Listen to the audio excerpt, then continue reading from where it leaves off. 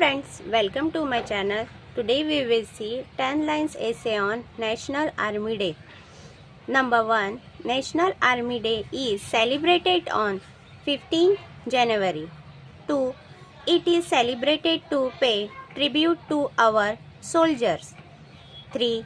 Indian Army committed to protect the country from land-based attacks by enemy forces. 4th, Indian Army was founded on 1st April 1895. 5th, it is one of the most powerful armies in the world. 6th, Army Day instills a sense of pride and patriotism among citizens. 7th, it highlights the importance of national security and defense.